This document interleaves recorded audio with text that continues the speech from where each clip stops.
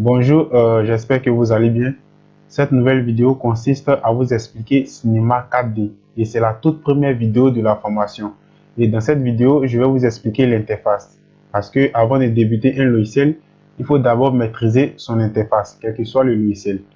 Donc, pour commencer, l'option qui se trouve juste en haut ici, c'est la barre de menu de Cinema 4D. Et juste en bas, vous avez la palette d'icônes des outils. Et ici, vous avez l'option rétablir ou annuler. C'est-à-dire, lorsque vous confectionnez un objet de votre espace de travail et l'objet ne vous convient pas, ou soit vous avez réalisé une faute, au lieu d'appuyer CTRL Z, vous pouvez appuyer sur cette flèche-là ou bien sur cette flèche-là. Annuler ou rétablir. Ici, c'est le pinceau. Ici, c'est l'option qui va vous permettre de déplacer vos éléments dans votre espace de travail. Ici, c'est l'option rotation.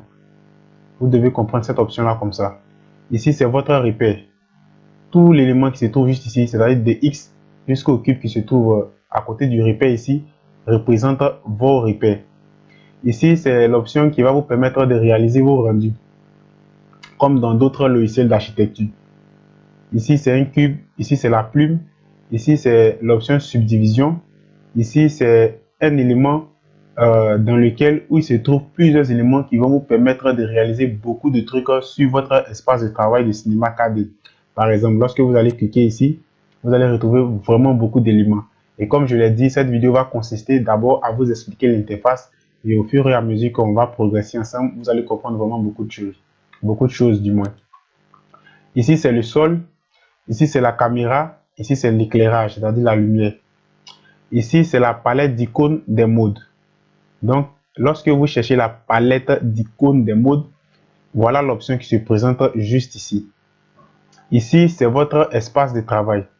Ici, l'espace de travail, vous pouvez le diviser en plusieurs vues. Soit, vous venez appuyer sur cette option qui se trouve juste ici, comme ça, et vous allez voir que votre espace de travail va se diviser en 4 vues. Si vous voulez revenir à la vue précédente, vous venez juste appuyer sur la même option et vous allez voir que votre espace de travail va revenir comme elle était avant. Ici, c'est le gestionnaire des textures. C'est par ici que vous allez créer tous vos textures.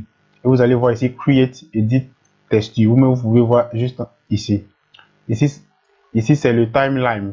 Ici, cette option va vous permettre d'animer vos animations sur Cinema 4D. C'est-à-dire, vous voulez créer un personnage, vous voulez l'animer, vous voulez qu'il bouge, vous voulez qu'il se déplace. C'est ici que vous allez réaliser tout ça. Ici, c'est le gestionnaire des coordonnées. Vous-même, vous pouvez le constater, on a X, Y, Z. Et c'est ici que vous allez gérer tous vos coordonnées. Ici, vous avez le gestionnaire des objets. C'est quoi le gestionnaire des objets? Des objets du moins.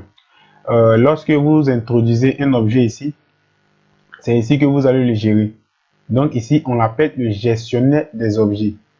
Juste en bas, on l'appelle le gestionnaire des attributs. C'est-à-dire à partir d'ici, jusqu'à tout ce que vous voyez juste en bas ici, on appelle cela le gestionnaire des attributs. Donc comme je le dis et je le répète, cette vidéo va consister seulement à vous expliquer l'interface et c'est ce que je suis en train de faire actuellement. Donc on va passer sur le système de démarrage, ici qui se trouve juste en haut ici.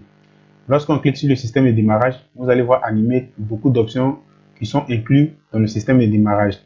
Et vous choisissez votre option en fonction de votre modèle, c'est-à-dire en fonction de la tâche que vous voulez exercer sur Cinema 4D.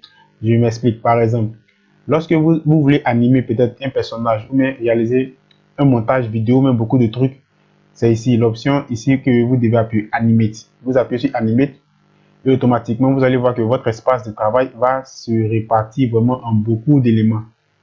Mais moi, ce que je vous conseille pour quelqu'un qui est débutant, pour quelqu'un qui veut apprendre Cinema 4D, l'option la plus recommandée, c'est l'option Startup.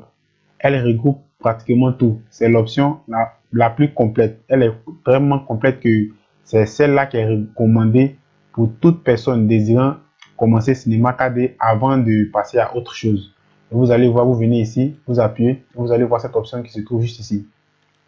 Lorsque vous appuyez, on va revenir à notre modèle de départ.